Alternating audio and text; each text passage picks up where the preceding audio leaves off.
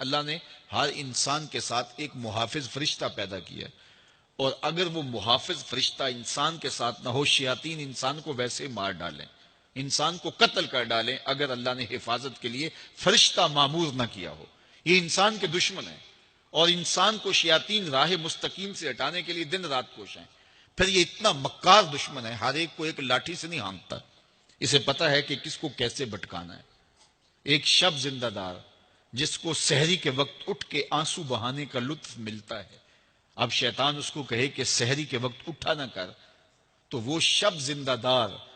جب اس کے آنسو مسلح میں جذب ہوتے ہیں اور وہ اترتے ہوئے آنکھوں سے آنسو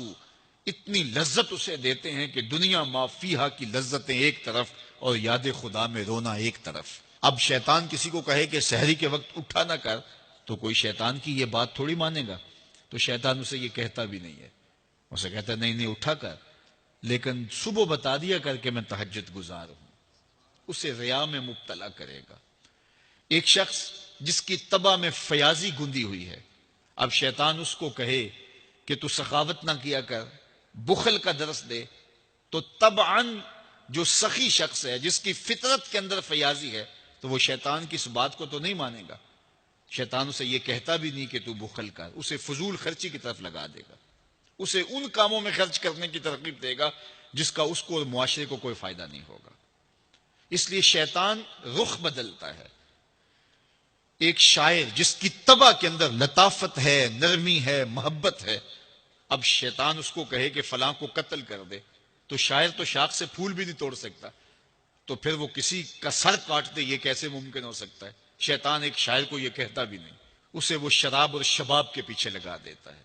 اب اتنا سخت دشمن، اتنا مکار دشمن، حضرت سیدنا غوث اعظم رضی اللہ تعالیٰ عنہ فرماتے ہیں میرے اوپر صحاب نور چھا گیا اور آواز آئی عبد القادر، تو نے اللہ کی اتنی عبادت کی ہے، اتنی ریاضت کی ہے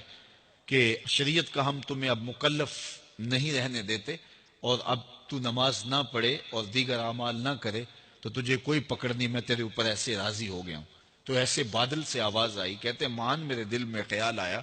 کہ اگر عبادت کا مکلف نہ ہونا ہوتا تو امام الانبیاء صلی اللہ علیہ وسلم سے بڑھ کر کون اللہ کا مقرب تھا۔ حتیٰ تتورم قدماہ، حضور جب نماز پڑھتے اور اس قدر لمبا قیام کرتے حضور کے مبارک پاؤں سوج جاتے، لیکن ان کو تو کہا گیا وَاعْبُدْ رَبَّكَ حَتَّى يَأْتِيَكَ الْيَقِينُ، انہیں تو کہا گیا کہ آخری سانس تک اللہ کی عبادت کرنی ہے، تو میں کون ہوں کہ مجھے کہا جائے کہ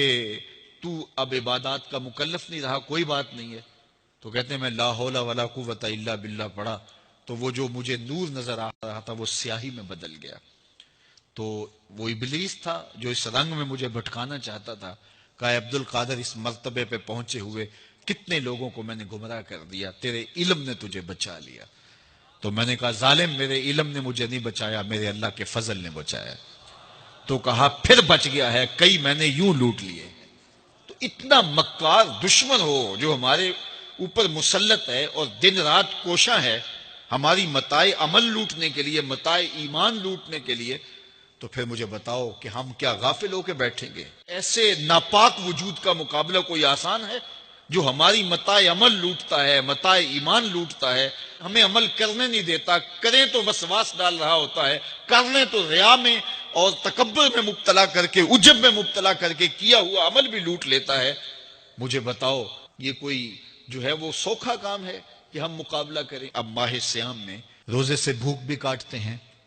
اور قرآن مجید کی تلاوت اور دیگر معمولات کے لیے ہمیں تنہائی بھی میسر آتی ہے، اور اسی طرح ہمیں روزے سے جو ہے وہ اپنی زبان کو کنٹرول کرنے کا درس بھی ملتا ہے۔ تو روزہ تمہاری زبان کا محافظ بن جاتا ہے، پھر روزہ تمہاری شہوات کے کنٹرول کا ذریعہ بن جاتا ہے، اور روزہ تنہائی کی وجہ سے اختلاط سے جو خرابیاں پیدا ہوتی ہیں ان سے تمہیں بچا لیتا ہے۔ تو گویا ماہ صیام اللہ تعالیٰ کی رحمتوں کا ایک روپ ہے،